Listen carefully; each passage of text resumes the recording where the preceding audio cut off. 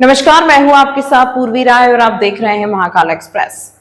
Ujjain collector Roshan Kumar Singh ने जिले के सभी मतदाताओं से अपील करते हुए बताया है कि मतदाता सूची पुनरीक्षण प्रक्रिया में 60% से अधिक गणना पत्रक जमा हो चुके हैं। उन्होंने शेष मतदाताओं से आग्रह किया है कि वे यथाशीघ्र अपना गणना पत्रक भरकर अपने बीएलओ को सौंप दे ताकि ये प्रक्रिया समय पर पूरी हो सके। कलेक्टर ने स्पष्ट किया कि ये प्रक्रिया बेहद सरल है। जिन वोटरों के नाम सूची में नहीं उन्हें भी अनिवार्य रूप से पत्रक भरकर जमा करना होगा। इसके बाद आवश्यक जांच पड़ताल कर उनका नाम मतदाता सूची में शामिल किया जाए। किसी भी जानकारी में शंका होने पर मतदाता कंट्रोल सेंटर या अपने बीएलओ से संपर्क करें। इसके अलावा किसी भी सहयोग या सलाह के लिए एआरओ, एसडीएम या तहसीलदार से भी संपर्क किया जा सकता है। कलेक्टर ने सभी से अपील की कि वे जल्द से जल्द ये कार्य पूरा कर पुनरीक्षण प्रक्रिया में सहयोग दे। आपके माध्यम से मैं जिले के सभी मतदाताओं को बताना चाहूँगा कि एसआईआर की प्रक्रिया चल रही है और पूरे जिले में अब तक 60% से ज़्यादा मतदाताओं ने जो अपना गणना पत्रक है उसको भर के दे दिया है। उनका डिजिटाइजेशन हो चुका है। जो बचे हुए लोग हैं उनसे मेरी अपील है आपके माध्यम से कि यथाशीघ्र अपना गणना पत्रक बीएलओ साहब को दे दें। अगर किसी भी मतदाता को अपनी जानकारी में कोई शंका है, कोई चीज़ पूछनी है, हमारे हेल्प डेस्क लगे हुए हैं, हमारे कंट्रोल सेंटर से कृपया करके आप उससे संपर्क करें और अपने बीएलओ साहब से संपर्क करें। और किसी को भी कोई समस्या आ रही है तो ईआरओ जो एसडीएम है वहाँ के वो ईआरओ हैं और जो तहसीलदार हैं वो एईआरओ हैं। किसी भी प्रकार की कोई सहयोग चाहिए, आपको कोई सलाह चाहिए, कोई उसमें मदद चाहिए तो इनसे भी आप संपर्क कर सकते हैं। यथाशीघ्र अपने गणना पत्रक को आप भर के अपने बीएलओ को दें। देखिए, ये प्रक्रिया बहुत सरल है, इसको समझने की ज़रूरत है। जिस वोटर के नाम 2003 के सूची में हैं उनका नाम बहुत इजीली मैप हो रहा है, कोई समस्या नहीं है। जिनका नाम नहीं है 2003 की सूची में, अगर उनके माता पिता दादा दादी के लिए भी नाम अगर 2003 की सूची में है वो इजीली मैप हो जा रहे हैं, उसमें भी कोई समस्या नहीं है। मान लीजिए जिनके नाम नहीं है 2003 की सूची में, उनको भी अपना गणना पत्रक भर कर देना है जिसमें कि जो भी डिटेल उनके साथ हैं वो भरकर उसको दे दें। उनका नाम ड्राफ्ट रोल में शामिल हो जाएगा और उसके बाद जो भी उनकी जांच पड़ताल करनी है वो करके उसका फाइनल कर दिया जाएगा। इसीलिए मैं आपके माध्यम से सबको अपील कर रहा हूँ कि अपना गणना पत्रक यथाशीघ्र आप अपने बीएलओ को दें। जैसा मैंने बताया, पूरे जिले में लगभग 15,96,000 मतदाता हैं और अभी आज की स्थिति में 60% से ज़्यादा ये कार्य हो चुका है।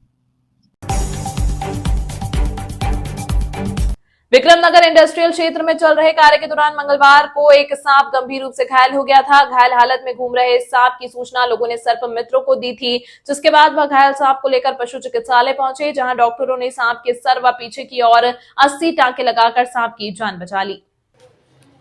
जहां डॉक्टर ने सांप के सिर और पीछे की ओर 80 टांके लगाकर सांप की जान बचा ली।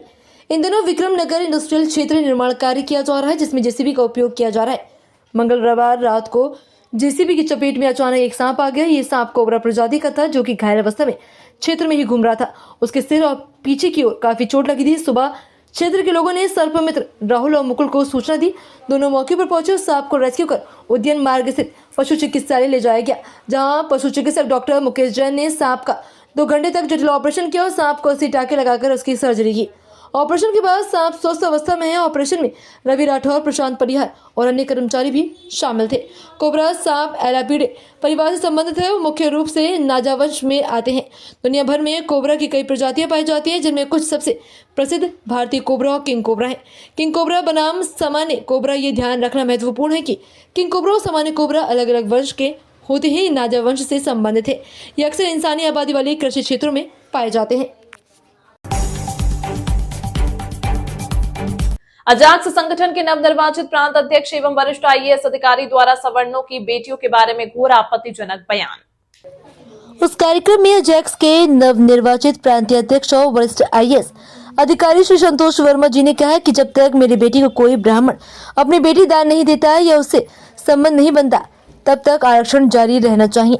अजाक्स प्रांताध्यक्ष का ये बयान घोर आपत्तिजनक है। उसे समूचे सवर्ण समुदाय का अपमान है। शादी विवाह निजी जिंदगी है। हर वयस्क व्यक्ति अपनी शादी के लिए स्वतंत्र है। कौन किसे शादी करे ये उसका निजी मामला है।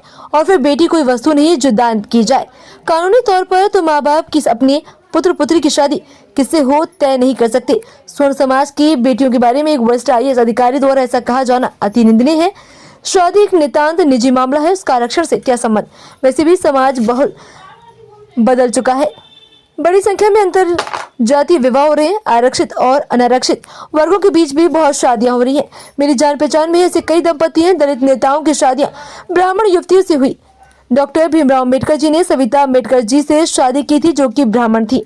इससे यह भी जाहिर होता है कि इनके पास आरक्षण के पक्ष में अब कोई ठोस तर्क नहीं बचा, इसलिए ऐसी अनर्गल बातें की जा रही हैं। श्री संतोष वर्मा जी ने पहले भी अजाक संगठन के उनके प्रांताध्यक्ष रहे। उन्होंने आरक्षण के पक्ष में तमाम बातें कही, लेकिन स्वर्ण समाज की बहन बेटियों के बारे में इस तरह की बातें कभी नहीं कही। अजाक से एक कर्मचारी संगठन है। कर्मचारी संगठन के अधिवेशन में सर्विस मैटर्स पर बात होनी चाहिए, न कि शादी विवाह जैसे निजी जीवन के विषयों पर। इस तरह श्री संतोष वर्मा जी दोनों वर्गों के बीच खाई गहरी कर रहे हैं, जो कि देश समाज के हित में नहीं। बहरहाल स्वर्ण समाज की बेटियों के बारे में श्री संतोष वर्मा जी द्वारा कहे गए इस कथन में मैं आहत हूँ। मैं आईएएस आचरण नियमों के तहत एवं समाज के घृणा, भेदभाव और वैमनस्य और सामाजिक भावनाओं को ठेस पहुंचाने के लिए समुचित कार्रवाई किए जाने की सरकार से मांग करता हूं।